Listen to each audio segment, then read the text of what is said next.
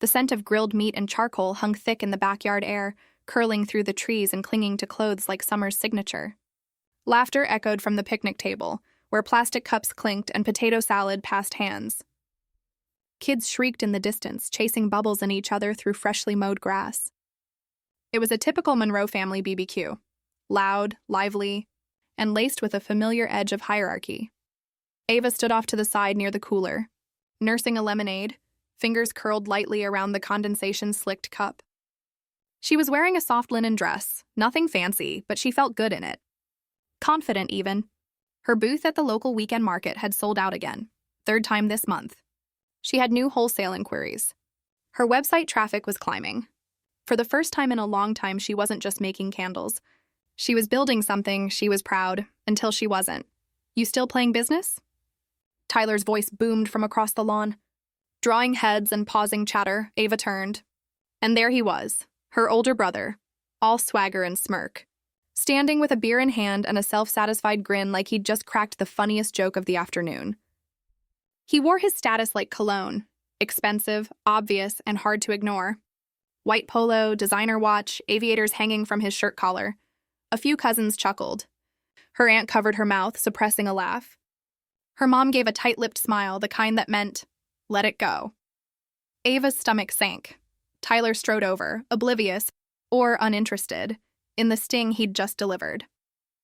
"Heard you're still doing that candle thing," he added, taking a sip. "Cute stuff. Real Etsy core." More laughter. Ava smiled. The kind of smile that doesn't touch your eyes. The kind of smile that says, "I won't give you the satisfaction." "It's going well," she said calmly, steadying her voice. "Sold out last weekend. A few local stores are carrying my fall line. I'm expanding into diffusers." Tyler let out a low whistle, mock impressed. "Whoa, look out, Shark Tank," Ava laughed, but it was hollow. She took another sip of her lemonade and felt the ice press against her lip, grounding her. Her gaze drifted across the yard. Her father was deep in conversation with Tyler's boss, no doubt beaming over his son's promotion. Her younger sister was sharing vacation photos. No one asked about Ava's candles. No one asked about her website. No one had ever visited her booth. In this family, her success was measured in salaries and square footage. Ava's business, her dream, was invisible, and Tyler knew it. He wasn't cruel. Not in the traditional sense. But he was the golden child. The standard, and every time Ava built something she was proud of, he found a way to shrink it. Wrap it in humor, reduce it to novelty. Later, as the sun dipped low and string lights flickered on above the patio, Ava sat alone at the edge of the yard, watching fireflies blink in and out. Her fingers still smelled faintly of cedarwood and orange blossom, her newest blend. She rubbed her thumb across her palm, grounding herself. Why did it still get to her? She was 33. She paid her own rent, filed her own taxes, ran her own business, and still all it took was a single mocking sentence to shake her spine. "You still playing business?" The words circled like vultures, dismissive, patronizing, and most of all, familiar. But this time, something in her shifted, because deep down she knew. This wasn't a hobby. It never had been. The candles, the brand, the countless late nights pouring wax and hand-tying labels, it all mattered. It was real. And maybe her family couldn't see that. Maybe they never would, but she could. And that would have to be enough. For now. Ava stood slowly, brushing grass from the hem of her dress. The house buzzed behind her with chatter and music.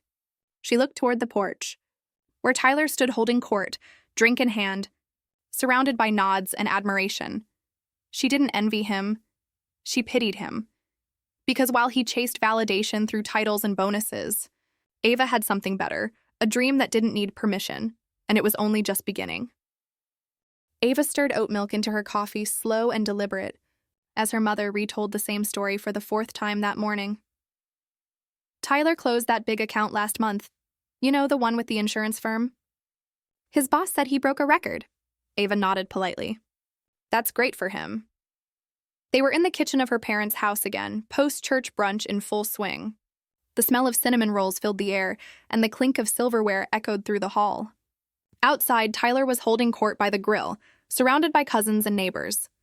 She could hear his laugh from here, loud, performative, undeniable. Ava remembered being 12 when it started. Tyler was 15, already winning awards for most likely to succeed, already towering in confidence. She had been more of a background fixture even then, the quiet artist sketching in margins, the one who brought cookies to the science fair instead of experiments. She remembered how he'd looked at her then, a little amused, a little confused. "Don't you want to do something?" he had asked, flipping through her sketchbook. "Like for real?" She remembered shrugging. She was 12. That sketchbook was her everything, but that was the beginning. The first time he labeled her softness as waste. "You're wasting your potential" became a running theme. At 17, when she chose a local college over a big-name school. At 22, when she took a year off to travel and journal. At 27, when she quit her office job to pursue candle making full-time. "You're smart, Ava," he'd said after that one. "It's just a shame. You could be killing it in sales." She had smiled then too. But it had cracked a little. Tyler's ambition had always been loud, measured in promotions, bonus checks, and square footage. Ava's, on the other hand, was quiet, slow, measured in returning customers and kind emails from strangers who said her scent, midnight lavender, reminded them of their grandmother's porch. She didn't advertise it, but she wasn't struggling. In fact, she'd cleared 6 figures last year for the first time. And yet, it didn't matter in her family's eyes because it wasn't Tyler-level success. "You just don't push yourself," he told her one Thanksgiving, while carving turkey like it was a boardroom deal. "You settle." "That's your problem," she had wanted to scream. Instead, she passed the mashed potatoes. At the last family gathering, Ava brought her latest product samples. Sleek, minimal candles in matte black jars with her new embossed logo. Her niece loved the scents and helped her set them up on the table. Tyler walked by, glanced, then smirked. "Still doing those? Looks like you've got a whole Etsy empire now." Ava had clenched her jaw. Said nothing, but she remembered everything, and that was the thing about Tyler. His digs were never overt. He didn't insult. He dismissed. He didn't shout, he joked. And in those jokes, he chipped away at her legitimacy, her confidence, her right to take up space. But Ava was learning. The candle business, her side hustle, her little hobby, had quietly become a full-time job. She had private clients, subscription orders, a deal with a boutique hotel chain on the horizon. And yet, none of that came up at brunch. Instead, her father asked about her dating life. Her mother commented on how thin she looked. And Tyler, of course, raised an eyebrow and said, "Still running that candle club or whatever?" Ava sipped her coffee, warm and steady in her hands. She didn't answer right away, because this time she realized something. His voice didn't weigh as much as it used to. The digs still stung, yes, but they didn't anchor her anymore. They passed through like weather, annoying, predictable, but survivable. Out in the backyard, Tyler was talking about a new car he wanted to buy. A sleek black convertible he'd been eyeing, some luxury import with more horsepower than most people needed. "You should see it," he told anyone who would listen. "It's a beast. Might pull the trigger next." Quarter if the numbers line up, Ava watched. Him from the window. That car had been his. Dream since college. The same one he'd test-driven 3 times but never bought. She turned back to her coffee and smiled, because she could buy it now in cash. She hadn't. Not yet, but she could, and for the first time in her life, knowing that quietly, privately, powerfully was enough. For now. The dining room was warm with the smells of Thanksgiving, rosemary, roasted garlic, sweet potatoes, and spiced pie. The table stretched longer than it needed to, lined with glassware and laughter. Tyler was already 2 glasses in, red wine swirling lazily in his hand as he held court at the far end. Ava sat 3 chairs down, quiet, listening. She had brought a custom candle set for the hostess gift, one scented like cedar and cinnamon, the other like vanilla and clove. Her mother had smiled, said, "That's sweet, honey," and set them beside the napkins without another glance. The night was going as it always did. Tyler telling stories about his latest work wins, the bonus he'd landed, the trip to Aspen he'd just booked. His voice filled the room like it paid rent. Ava's voice, when it showed up, was quieter, measured. Her answers were shorter, partly by nature, partly by necessity. "Still doing that candle thing?" Tyler asked suddenly, loud enough to slice through the clatter of forks and casual chatter. Ava's hand froze halfway to her glass. She looked up slowly. Yeah, still doing it. Tyler grinned, eyebrows raised. So, what's your real job? The words hit harder than expected. A few people chuckled, uncomfortable, but not enough to stop it. Her mother tensed. Her father cleared his throat. But no one said anything. Ava blinked. That is my real job. Tyler leaned back in his chair, feigning surprise. Oh, I just thought it was, a side hustle. Something fun to keep you busy, she didn't respond. Well, we all need hobbies, he added with a shrug. The laughter came again, easy, unbothered, oblivious. A cousin muttered something about arts and crafts. Someone else raised a toast. The moment passed for everyone else, but not for Ava. She felt it lodge in her chest like a splinter. For years, she had let this slide. The jokes. The belittling. The constant minimizing of something she had built with late nights, burned fingertips, endless prototypes, and spreadsheets. They saw jars of wax. She saw margins, partnerships, reorders, customers who sent her notes about how her candles helped them sleep. But here, in this house, none of that mattered. Tyler had decided she was playing, and everyone else went along with it. She smiled tightly, nodded once, and excused herself to the bathroom. In the mirror, her reflection stared back, composed, careful. But her eyes were glassy. She waited until they weren't. The rest of dinner blurred. She ate politely, spoke less, avoided eye contact. When dessert was served, she claimed an early morning order and said her goodbyes. The night air was cold on her face as she walked to her car. Once inside, she closed the door and let out a single sob. Just one. Then silence. Then breath. Then the ignition. She drove home with music off, windows slightly cracked. The city passed in a hush of streetlights and leafless trees. Her hands tightened on the wheel every time Tyler's words echoed back. What's your real job? She didn't owe him an answer, but she needed one for herself. The moment she got home, Ava didn't change. Didn't wash her face. Didn't even kick off her shoes. She sat at her desk, opened her laptop, and pulled up her inventory tracker. Then her monthly breakdown. Then her Shopify analytics. Then her QuickBooks, all of it, every candle sold. Every email sent. Every cent earned. She stared at the screen, heart still sore but spine straightening. This wasn't a hobby, this was a company. She clicked open her business plan. It was due for a revision, but the bones were there. She started typing goals, markets, expansion timelines. Her fingers flew, not from rage, but resolve. She'd been playing small, minimizing her work to stay likable, to keep dinners peaceful, to avoid being labeled defensive or overly sensitive. Not anymore. She clicked over to her website. Drafted a new about page, clear, bold, proud. No more lowercase descriptions. No more passive phrasing. She rewrote it all. Founded by Ava James, Ember & Wayne is a premium candle brand designed for memory, mood, and meaning. What started at a kitchen table is now in 30-plus stores across the country. This isn't just wax and wick. This is legacy lit. She hit save, then pulled out a notebook from her desk drawer, the one she kept for venting, sketching, dreaming. She flipped to a fresh page and wrote across the top, "What's your real job?" Below it, in clean ink, she wrote, "Building an empire." Then she underlined it, twice. She sat back and finally smiled, not the polite kind, the real one, the one that knows exactly what's coming next. The morning after Thanksgiving, Ava didn't sleep in.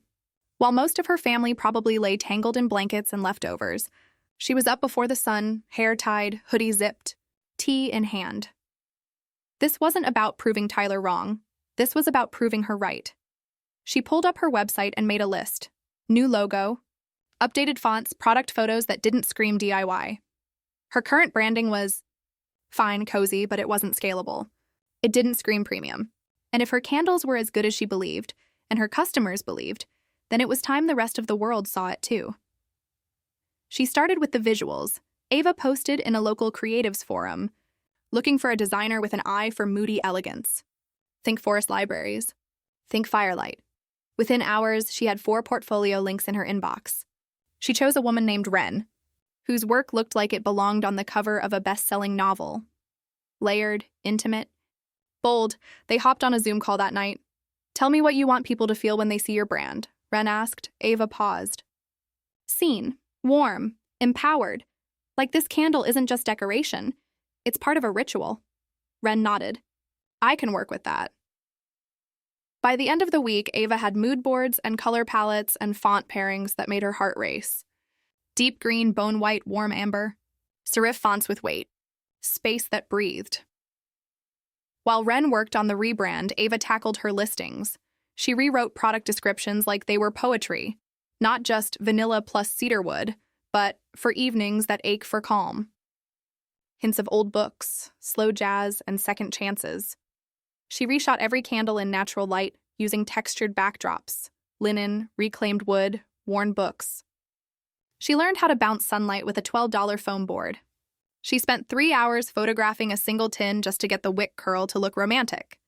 She joined 3 online business forums, one for women entrepreneurs, one for indie product sellers, one for wholesale buyers. She didn't post much. She read, listened, took notes on trends, buyer psychology, pitch formatting. Then she wrote her first wholesale pitch, Dear Store Name. I've been a longtime admirer of your space and curation.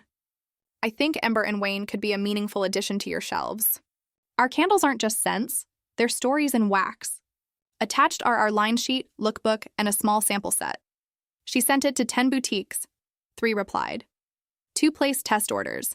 1 reordered within 2 weeks. She reinvested everything. Skipped dinners out. Postponed a weekend getaway. Turned down a quick vacation invite. This wasn't the season for indulgence. It was for building. She bought packaging in bulk, taught herself inventory management, started using a scheduling app so she could post consistently on social and not just pretty photos, but behind the scenes. Wick pouring videos, scent blending moments. Her fingers stained with oils and wax wrapped around coffee mugs. Her followers grew. So did her sales. In 3 months, she hit $10,000 in revenue. By month 5, she crossed $35K. At 6 months, she cracked 6 figures in total sales. She didn't announce. It didn't post a screenshot, didn't send a told you so text, but she kept the receipts in neatly organized folders, screenshots of her Shopify dashboard, PDFs of wholesale orders, praise-filled customer DMs, a spreadsheet of repeat buyers sorted by state. She lit one of her own candles that night, salt and amber, and watched the flame steady itself. Tyler's voice still echoed in her memory sometimes. What's your real job? This. This was her real job, and she was damn good at it. But the best part? No one saw it coming, especially not him, because Ava wasn't flashy. She wasn't loud. She didn't post designer bags or rented Lambos or hashtag every win. She just worked, silently, smartly, strategically. The quiet sister was building something loud, and the time was coming when no one would be able to ignore it, not even Tyler. Ava sat on her front porch with a cup of coffee, watching the sunrise over her quiet neighborhood. The sky was soft pink, the kind of color that made you pause. Her phone buzzed with another notification. She flipped it over. Another order, this time from someone in Seattle. The name didn't ring a bell. That was the best part now. Strangers knew her brand. People who didn't know her, didn't know Tyler, didn't care about family politics. They just liked her work. She smiled and took a slow sip. It had taken months of long nights, endless packaging, emails to suppliers, negotiating margins with boutique owners, and perfecting every label by hand. But the needle had moved. Quietly, consistently. Her inbox held the confirmation.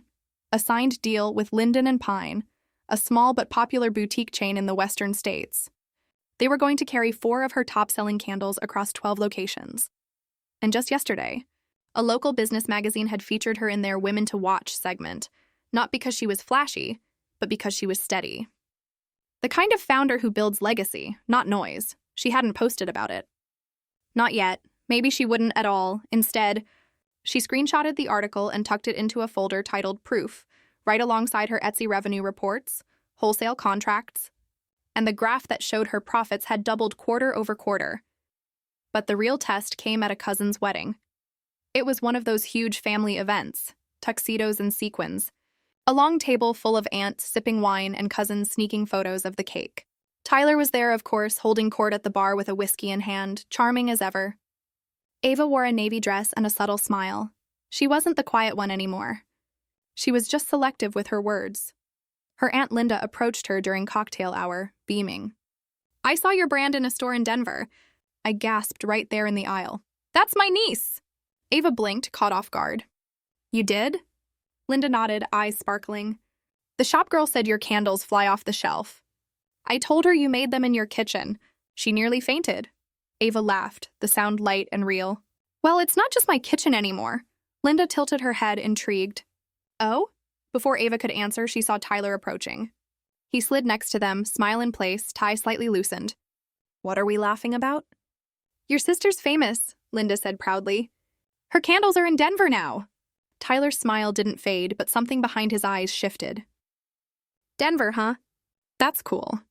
Didn't know you were still doing that." "Still doing that?" Ava nodded, her tone even.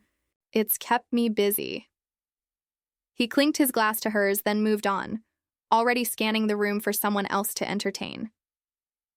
Linda leaned in. "He has no idea, does he?" Ava just smiled.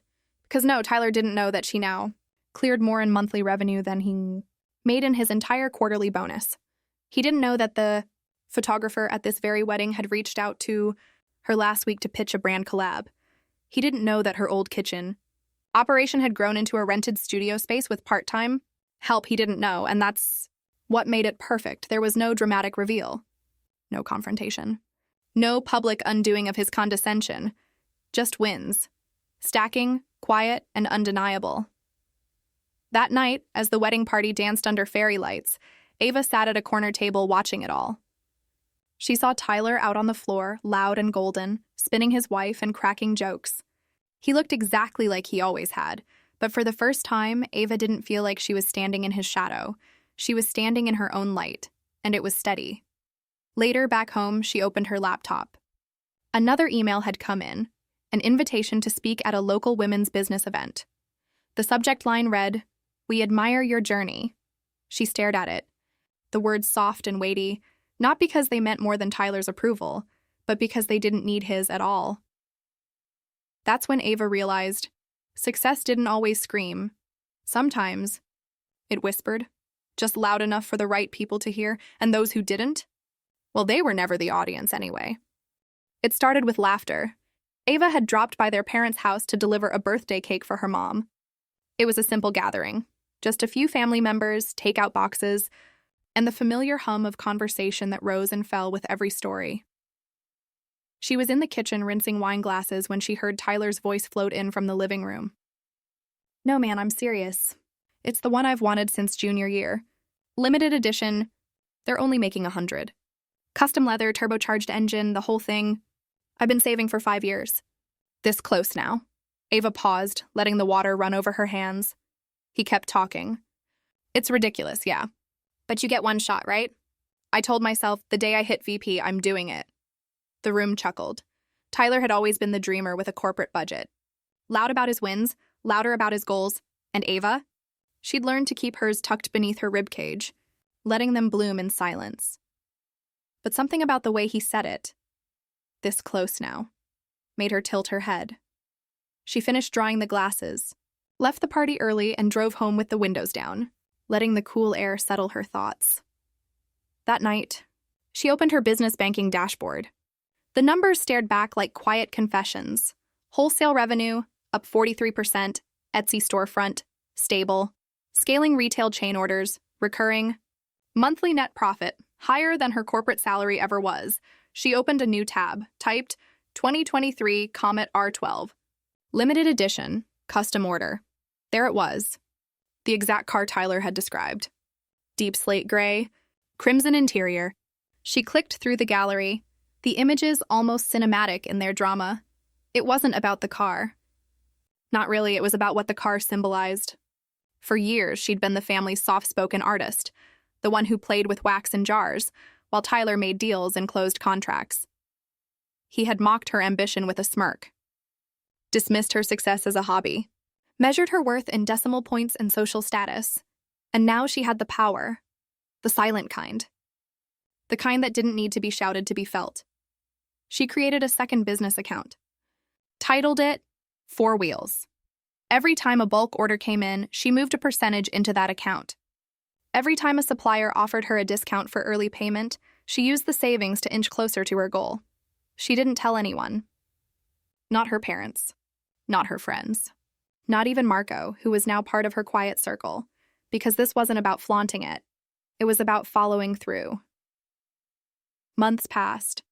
Her brand launched a holiday line that sold out in 2 days. She negotiated a partnership with a popular online subscription box. A blogger with 300K followers featured her candles in a winter self-care post. And the site traffic nearly crashed her checkout page. And still, she saved. Late at night, after packing orders or editing batch labels, she'd open the 4 Wheels tab and watch the numbers stack like affirmation. She wasn't buying the car out of revenge. She was buying it because she could. And because when someone laughs at your dream loud enough, the quiet part of you wants to show them what belief looks like with an engine. A few weeks later, at another family dinner, Tyler showed Ava a photo on his phone. "The dealership just called," he said, voice smug. "I'm number 11 on the wait list. Should be getting my call any day now." Ava nodded, polite. "That's great," he chuckled. "Hey, maybe I'll give you a ride in it when I get it," she smiled. Maybe you will. But inside, she already knew he wouldn't be the one driving. Not this time, because Ava had placed her custom order 3 days earlier, paid in full. No financing. No hesitation. Her name was already engraved on the paperwork. The dream he thought was his alone? It now had her initials stitched into the seat. The dealership smelled like new leather, ambition, and carefully staged success. Ava stepped inside, dressed simply, tailored black pants, a white blouse, her hair tied back in a low twist. No flashy jewelry, no entourage. Just her and a confidence that didn't need to be loud to be solid. A salesman glanced up from his desk. Middle-aged, expensive watch, slick smile. He stood and approached with practiced charm. "Good afternoon, miss." "Looking for someone?" She returned the smile, just enough to be polite. "Actually, I'm looking for something." He raised an eyebrow. "Let me guess, the GTR? Or something more family-friendly?" Ava's voice didn't waver. "The Comet R12, slate gray. Crimson interior. No modifications," he blinked. "You've done your homework," she nodded. "I placed an order 3 months ago." Ava Monroe, the salesman's demeanor shifted.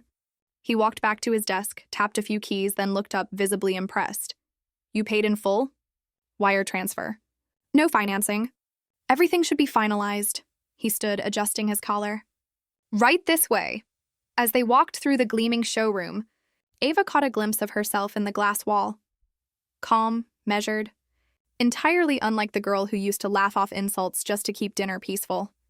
They reached the delivery bay, and there it was, the car, sleek, low to the ground, the gray paint glinting with the soft menace of a storm cloud. The crimson seats practically pulsed with restrained heat. It didn't just look expensive, and it looked deliberate. Like something owned by someone who didn't ask permission. The salesman handed her the final paperwork, still making small talk. "Your husband's going to love this," he said, tapping the signature line. "It's a real statement car." Ava paused, pen hovering, then smiled. "It's not for my husband." "Oh?" "It's for my brother." The salesman chuckled awkwardly. "Ah, a gift?" She met his eyes. "No." A response. And with that, she signed. Keys exchanged hands. The moment didn't need a bow or a picture for social media. It was personal, sharp and satisfying, like a page finally turned after too many chapters spent apologizing. She slid into the driver's seat. The door closed with a confident click, the cabin wrapping around her like armor. She inhaled. New leather, ambition, quiet fire. Then she started the engine. It purred. Ava didn't speed off. She drove carefully, deliberately. Past the front windows where the salesman watched with a new kind of respect. Onto the wide road, sun glinting off the hood. She didn't call anyone, didn't text a single friend, didn't post a cryptic caption online. Because this wasn't revenge, this was rebirth. She passed familiar streets. The coffee shop where Tyler had once laughed about her candle thing, the intersection where she used to catch the bus to her corporate job, the bookstore where her products now had a shelf of their own. She pulled into her driveway, parked, and stepped out. The afternoon sun cast long, warm shadows across the pavement. The keys glinted in her hand, not as a trophy, but as proof. Proof that she hadn't needed a shortcut. that she didn't owe her success to someone else's investment, attention, or approval, and that the girl they once called sensitive now had receipts and horsepower. Later that night, Ava tucked the keys into a drawer beside her journal. She poured herself a glass of wine, lit one of her own candles, sea salt and sage, and sat back on the couch. She didn't daydream about Tyler's face when he found out. She didn't fantasize about flaunting it. She just smiled. Because while Tyler had spent years trying to prove himself with noise, Ava had done it all in silence, and still arrived louder than ever. The driveway was full by the time Tyler arrived. He pulled up in his aging black sedan, clean but tired. The AC had been acting up lately, and the faint rattle under the hood was back again. He sighed as he shut off the engine, glancing at his reflection in the rearview mirror. Same confident smirk. Same assumption that the world was still tilted in his favor. Then his eyes landed on the car parked at the head of the drive. Sleek. Slate gray. Crimson interior visible through the tinted windows. The Comet R12. His Comet R12. The exact model he'd been dreaming about for years. Saved photos of. Read reviews about, even test-driven once at the dealership just to see how it felt. He blinked. No, that couldn't be right. He stepped out, keys in hand, staring at the vehicle like it might disappear if he looked too long. His heart ticked faster. Maybe it belonged to a neighbor. Maybe someone else in the family had upgraded. Then the door opened. Ava stepped out, wearing a soft green dress, simple earrings, hair loose over her shoulders, calm, effortless, and holding the keys. His keys. She didn't smirk, didn't toss them or flash them or make a scene. She just locked the car and walked toward the house. Tyler followed slowly, his brain still trying to catch up. Inside, the smell of roasted garlic and lemon chicken filled the air. Their mom was already pouring iced tea. Cousins were laughing in the kitchen. But Tyler didn't notice any of it. He caught up to Ava in the hallway. That's your car?" he asked, almost breathless. Ava turned slightly, calm. "Yes," he blinked again. "You bought a Comet R12? "I did. With what?" She paused. Everyone else was already seated around the long dining table, the clatter of plates and silverware filling the room. But the silence between them was louder. Tyler's voice dropped, confused, half laughing. "How did you afford that?" And finally, Ava answered, from a place of truth, not pride. "From my little side hustle." The words landed like a thunderclap. Forks froze midair.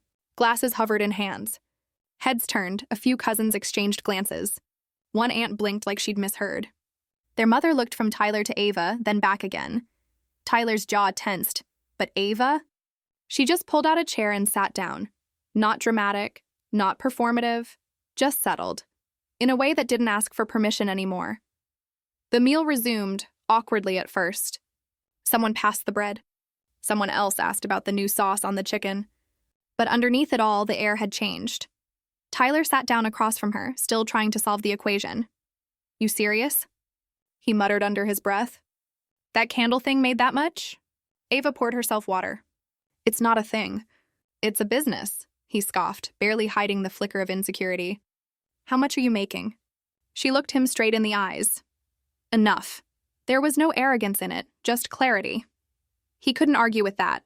Later, as dessert was served, lemon bars and cherry pie, an uncle leaned toward Ava and said, "I saw your brand in a store in Denver last week." "Didn't know that was you," Ava smiled. "It is." Even their mom, who had always tiptoed around Tyler's ego, chimed in gently. "Your packaging is beautiful, sweetheart. Very elegant." Ava thanked her softly, and across the table Tyler sat silently, his fork untouched. His mind spinning, because for the first time, he wasn't the center of attention. He wasn't the highest earner in the room. He wasn't the sibling everyone compared others to. Ava hadn't announced her success with a speech or a flex. She hadn't needed to. She just parked it in the driveway. The family didn't laugh this time. There were no jokes, no smirks, just the quiet respect that comes when someone finally sees the power of a person they thought they'd figured out. And Ava, she didn't need applause. She had something better, proof. Later that night, after the dinner plates were cleared and the guests had gone home, Ava sat curled up on her couch, legs tucked under her, a blanket draped around her shoulders. The soft hum of the dishwasher filled the quiet. Her phone buzzed on the coffee table. It was a message from Tyler. "I didn't realize you were doing that well." "Proud of you." She stared at the screen for a moment. No emojis. No jokes, just a simple line. She didn't roll her eyes. She didn't feel the sudden urge to fire back a witty reply. She didn't feel triumphant, she felt still, because that message wasn't about him making peace, it was about him realizing he'd lost the upper hand. The silence between them now wasn't cold, it was clarified. She didn't hate him. She didn't need an apology. She'd stopped waiting for either long ago. What surprised her most was how little his "proud of you" meant. It wasn't because she didn't value praise. She did. Just not from someone who had spent years offering it only when it was easy, when it made him look good. Not from someone who had minimized her work until it threatened to outshine his. She locked her phone without replying. There was nothing cruel in that choice. Only peace. She rose, poured herself a glass of water, and stood by the window, watching the city glow beneath the night sky. The same city where she'd quietly packed orders while everyone else slept. The same city where she'd driven past that dealership a dozen times before walking in. She thought about the years Tyler called her soft. The times he'd said, "You could do so much better if you just stopped playing around." The jokes at family dinners. The smirks. The dismissive tone.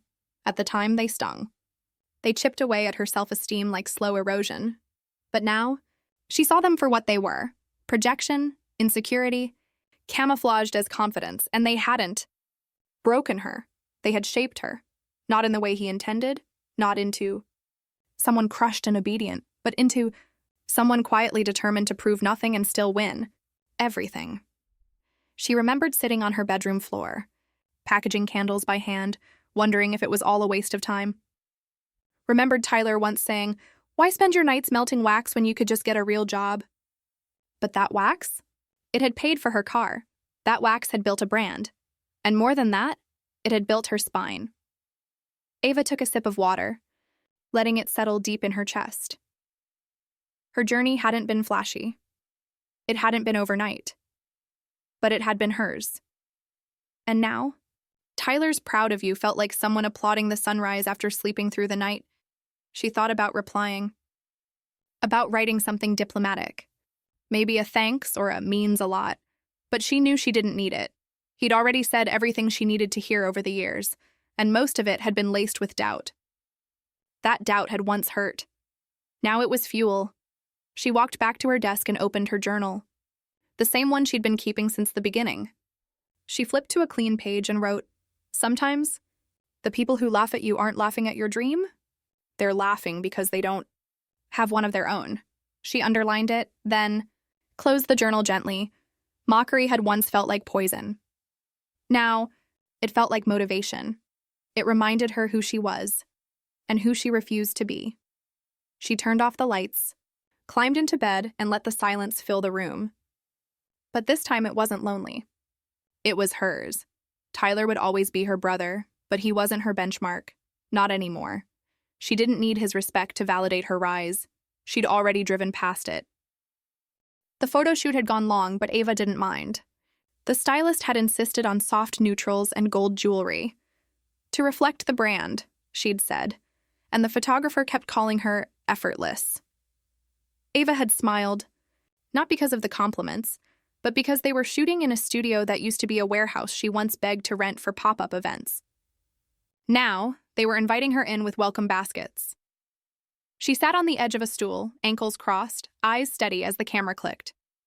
Somewhere behind the lights, an assistant read her bio aloud for the magazine editor, Ava Monroe, founder of Wilder Light, a luxury candle and lifestyle brand now featured in over 200 stores nationwide, and the keynote speaker for this year's Women in Business Summit in New York City. Ava didn't flinch when she heard it. She just breathed. Because now, every word of it was true. Afterward, she walked out into the crisp afternoon, her phone buzzing with notifications, new orders, an interview request, a thank you note from a boutique in Portland that had sold out of her fall line in 2 days. She wrapped her scarf around her neck and wandered, letting the quiet of the city settle around her. It wasn't the kind of quiet she used to know, the kind filled with self-doubt and invisible bruises from every dismissive laugh. This quiet was solid, rooted, peaceful. She passed a familiar block and paused in front of a glass dealership window. The same one from a year ago. Inside sat the new model of the car she'd bought, Tyler's dream car, now updated with sleeker edges and a glossier finish. She smiled, not out of spite. Out of symmetry. Her reflection shimmered beside the car's hood. Not the girl who once wrapped candles at midnight while wondering if she was delusional, but the woman who turned a side hustle into a legacy. Her phone buzzed, a text from Tyler. Hey, got a sec to chat? I'm thinking of starting something on the side. Maybe candles are harder than they look. Any advice? Ava blinked at the screen. She waited for the twist, the sarcasm, the punchline, but it didn't come. No emoji. No mockery. Just a question. She opened her messages to her best friend and typed, "Guess what? My brother just asked me for business advice." A few seconds later, the reply came through, "Tell him, cash or card?" Ava laughed out loud, startling a man walking his dog nearby. She slipped her phone back into her coat pocket and kept walking. She thought about all the times Tyler had asked her what her real job was, how she'd smiled politely instead of screaming, how she'd carried the weight of being underestimated like it was her fault instead of his limitation. But not anymore. Now, she got to choose her silence and her volume. Back at home, she lit one of her own candles, the bestseller, the one with the scent notes of smoked fig and cedarwood. The label read, "Resilient." She took a photo of it on her windowsill, captioned it simply, "Still glowing, no tags." No hashtags. No look at me energy. Just truth. Later that week, at the Entrepreneurship Summit, Ava stood behind the stage curtain, waiting for her introduction. She wasn't nervous. She was ready. The MC's voice echoed through the auditorium. Please welcome a woman who turned doubt into drive and side hustle into empire, Ava Monroe. Applause followed. She stepped into the light. She wore navy, a color that felt like confidence, and her hair was pulled back in a way that made her feel both elegant and strong. She scanned the room.